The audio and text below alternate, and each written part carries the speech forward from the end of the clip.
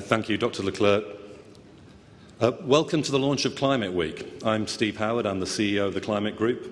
I'd like to welcome Secretary-General Ban Ki-moon and former Prime Minister Right Honourable Tony Blair and our very distinguished panel of speakers this morning.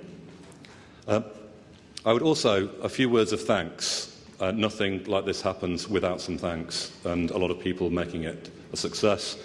Our premier sponsor, HP, our founding sponsor, Swiss Re, Anthony Pratt of Pratt Industries, the Dutch Postcode Lottery, and HSBC for their support. Without their support, we wouldn't be here. And Climate Week's a partnership. It's a partnership where organisations have come together to say, how can we support a successful deal in Copenhagen? You can see the partners listed behind me. I'm not going to go through them, and many of them are speaking here. Really, Climate Week was the idea that came out of our little New York office at the Climate Group a few months ago, where we said, if you're going to have 100 heads of state in New York or more, just 70 days before Copenhagen, how can we increase the focus on that? And we reached out to others, and our partners in UN Foundation and elsewhere said, yes, let's work together on this and call it Climate Week.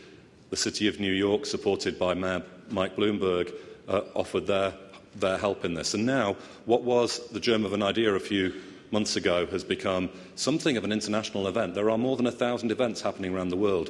Other cities, from Hamburg to Toronto, have declared themselves having Climate Week this week. So it's not just in New York. And here in New York, there's more than 70 events happening.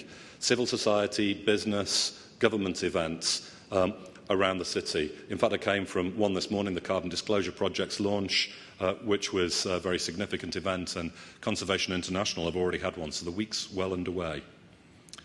There are 280 pages of negotiating text. There are 15 days of official negotiating time ahead of us.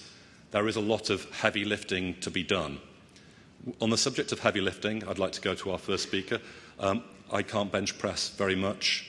Hugh Jackman can bench press 300 pounds. I'm sure the Secretary-General would like his help in the heavy lifting that we need to do on getting a deal sealed in Copenhagen. So, Hugh, over to you.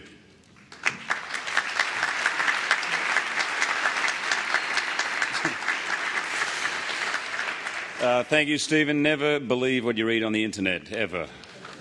And as for an actor staying on time, I'll do my best. But anyway, it really is quite an honour for me to be in the same room as Secretary-General Ban Ki-moon, Tony Blair, and the many business and government leaders here tonight. To be fair, as an actor, this is not something I'm very accustomed to, and probably about 12 months ago, a kind of event that would have maybe overwhelmed me a little bit. But something happened to me just under 12 months ago that really, I think, gave me a little bit of confidence, started to put things into perspective, and that was being named the sexiest man alive. And on a serious note, I am very, very humbled. Again, never believe what you read in the papers. I'm very, very humbled to be here today. It's an amazing occasion and a very important one for me. To be able to share with you a story from a visit I took to Ethiopia in my capacity as Ambassador for World Vision, which I took with the Australian World Vision CEO, Tim Costello. I've been interested in issues of poverty, the Millennium Development Goals, for a while, but it was actually a meeting we were lucky enough to have there with Prime Minister Malesh in Ethiopia, where he very succinctly and very cleverly made me realise that there is no separation between issues of poverty and climate change. They're inextricably linked. You cannot solve one without the other. In July, I went to Ethiopia, ostensibly to visit programs that empower coffee farmers to grow out of poverty, to build sustainable economic futures for their families and for their communities. Like a lot of East Africa, Ethiopia is suffering from drought. The coffee harvest is late, their economy is suffering, and farming communities are going hungry. No, not farming communities, that's a very sterile phrase. It's really people. It's mothers and fathers.